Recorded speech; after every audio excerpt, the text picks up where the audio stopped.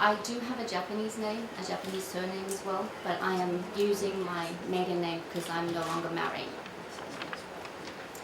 Firstly, I must say that I am extremely happy with the verdict of my case in the United States.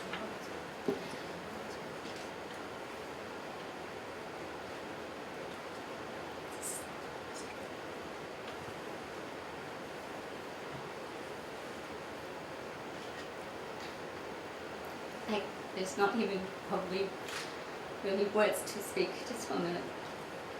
My family and I are very thankful to my legal teams in the United States for their efforts. But this is a victorious day for not only me, but for all rape victims in Okinawa.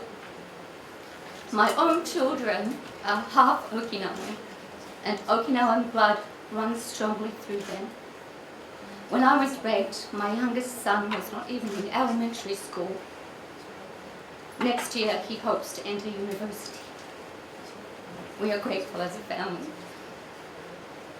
Now, with both a USA verdict and a Japanese verdict, it shows how the justice system works. However, it also shows how US military rapists are given immunity. It shows us that both the United States military and the Japanese government have harbored a rapist and have ignored the basic human rights of rape victims. When I think about what my family and I had to go through over the past 12 years, how the governments ignored me, how our lives had been shattered beyond repair, I still believed in the power of one person to say, this is not how the story ends.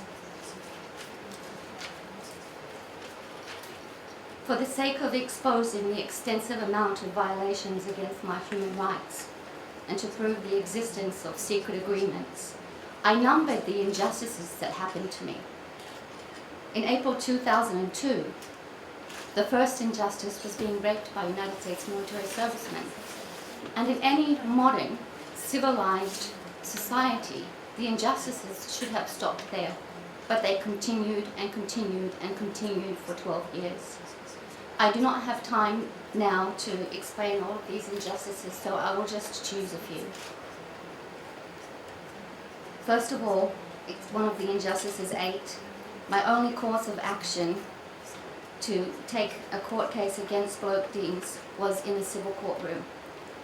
Even though I had extensive damaging and bruises to my vagina with photographic evidence, I was denied criminal access, court access. I was denied to even have my case heard in the criminal courts of Japan. So I took a civil court case at the Tokyo District Court. And in 2003, a year later, finally, I had the chance to have bloke deans in court, but his attorney resigned the night before his prearranged court date. This was totally contempt of court. And I will go just a little bit further on here. In 2011, I was mentally, physically, financially depleted of resources. For 9 years, I left no stone unturned. My mother was dying from stress. But then I got an email from a woman claiming that she was also a rape victim of bloke deans, and that he had been arrested for child abuse and neglect. He had padlocked his children in a room in their own urine and feces. She did not go to the police in fear of her life. So I met with the Japanese government because I believe that we were not able to send my court ruling to the United States because they didn't know where he was. And the Japanese government said to me, we can't send your court ruling to the United States. And I asked them why, and they said, we do not have enough funds. The Japanese government couldn't even afford a postage stamp for me. Furthermore, they said at the same meeting, when I brought up the subject of Article 16 in the Status of Forces Agreement, I said, but it's the duty of all members of the United States Armed Forces and their dependents to respect the laws of Japan and to abstain from any inconsistent activity with the spirit of this agreement. And they said to me, but Jane, it only says respect. It does not say obey. So we can't do anything. At the same meeting, I requested protection for fear of my life.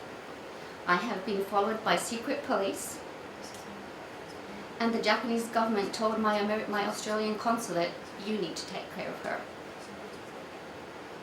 Through my own investigations, I found out that allegedly Bloke Deans has been receiving disability payments of $1,000 per month